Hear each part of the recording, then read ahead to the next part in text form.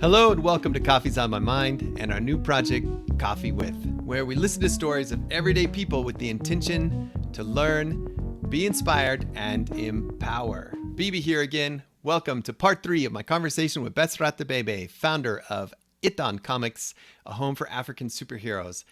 Please enjoy. If you missed part 1 or part 2, the links are down below. Also, links for Etan Comics are down below, and links for his Kickstarter campaign are down below as well. I'll see you in part 3. We need to talk about coffee. Yes. So myself, I'm drinking Nevada Black Organic. I got it at Costco. It's just a regular Joe. I couldn't find my favorite before this, but this is pretty tasty. It's a dark roast, and I'm digging it. But you're Ethiopian, so we got to talk about coffee for a moment. What are you drinking? What are you drinking out of? Tell me about coffee. Sure thing. First of all, what I'm drinking out of is called it's bunna sini. But in Amharic, bunna sini, the translation is coffee cup. Obviously, this is our traditional kind of cup that we drink with. People use this every day. In my experience, it's, whenever you have a coffee ceremony, they just used to drink it. It's like the mini espresso shot that you get when you drink coffee. I like drinking Tamoka coffee whenever I get a chance. Tamoka is fine Ethiopian coffee. But today I'm actually drinking this classic roast Colombian coffee that we just got off of a regular what is this? I guess I don't know what your grocery stores are called. Ours are here called the Kruger. There you go.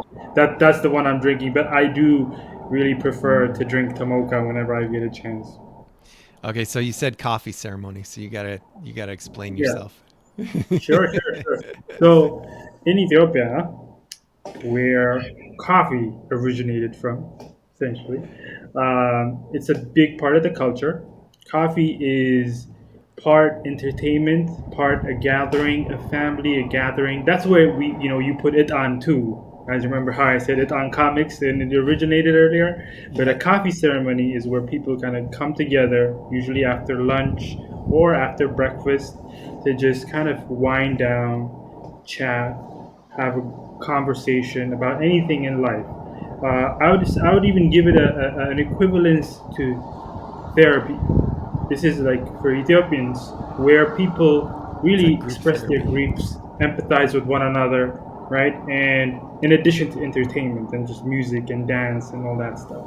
And, you would have somebody who's roasting the coffee live, somebody, putting the etan, the incense with the aroma, and you just hear people laughing and talking, and the coffees are then served like this, with some coffee in the sini, and the coffee cup, in this traditional cup, and this kind of mini holder.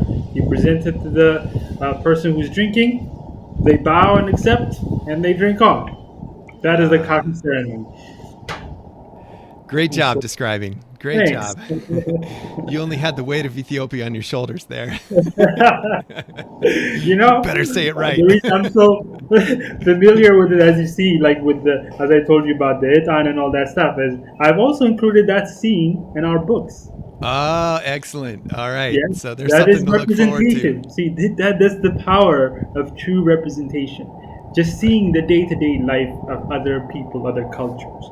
When an Ethiopian sees that, they're gonna be like, "Oh my God, Yeah. like that is my day-to-day. Like I do this, and that's the power. It makes you feel like you belong in this world. It makes you feel like, oh man, like my culture, like deserves the spotlight too. Like it doesn't always have to be about Spider-Man eating pizza. It could be about me drinking coffee. Right. Yeah. Oh, that's excellent. But I have had the luxury of experiencing coffee ceremonies in Ethiopia with families, also with people at Tomoko Cafe and things like that. And it is fantastic. I love the way people approach coffee in Ethiopia. It's awesome. So, well, speaking of the book and Addis and things like that, what's kind of your overall intention or goal with your comics? What's your your future cast? I mean, I know it always changes as you move forward, but Yeah. what's your kind of ideal or? Well, okay, so I'll walk you through my, I guess, short term and then long term type plans, right? Short term is really, again, get these books printed like the Jember Kickstarter, and then we have another story lined up called Zufan. It is a story that's inspired by the Battle of Adwa, but it is a very futuristic story, and it's also a Pan-African story. What I wanted to do, see, the story of Adwa, people forget, it's really about unity despite disagreements. It was not about unity because everybody agreed. And I think people have forgotten that aspect and tend to celebrate the bravery and they glorify kind of the violence of it a little bit, which look, I'm not judging anybody on how they celebrate.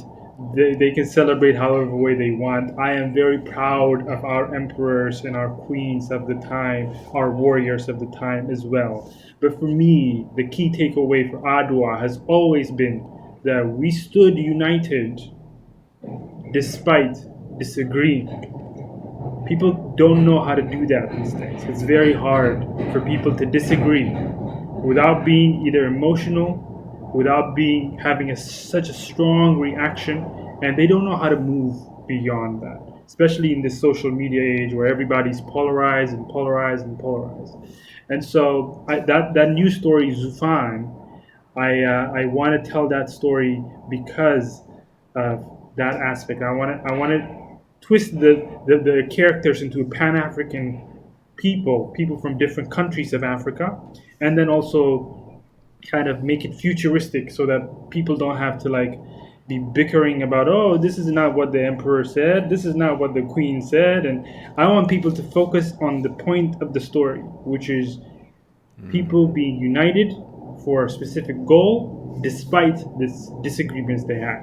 And so that story's coming up, Zufan, later this year. That's our short-term plan. And in the long term, our goal is twofold.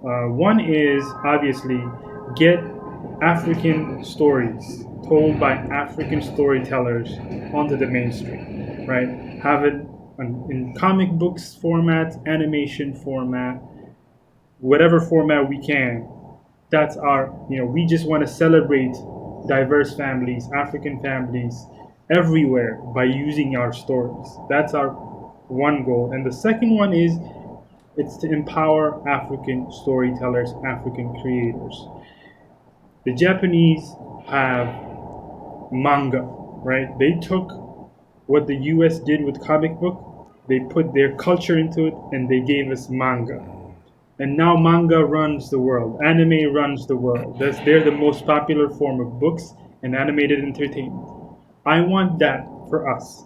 I want that for Africans. I want us to take what we have learned from comic books, what we have learned from manga, make our own genre, and which we are, by the way, doing. Right now we are calling all of our books, all books that have been created by us, senseils. Senseil. It's a term that combines two Amharic words, the word sensel, which means chain, and the word seil, which means draw or art. So it's chained art, which means sequential art. Sequential art as in storytelling, as in comic books. And so we're calling our book Senseil. And what I want is for our creators, African creators, to embrace this term, embrace a new medium, and put our own twist into it and put it out into the world for generations to come, for generations to be influenced and empowered, right? Because what happens when we are subjected to just, okay, adapt a comic book, adapt a manga, we're just adapting other people's cultures and not flexing our own beautiful art, visual history, which we have so abundantly. You know what I mean? And so those are the twofold long-term goals we have. Empower our creators, empower African storytellers, make our own mark, and share it with the mainstream. Have people be celebrated. Celebrate diverse families everywhere. Hey, it's me again, BB. I hope you're enjoying my conversation with Beserat Debebe.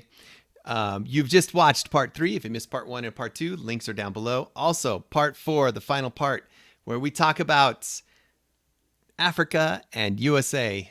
So don't miss out on that. Part 4 of my conversation with Beserat Debebe, founder of Etan Comics, a home for African superheroes. We'll see you in part 4.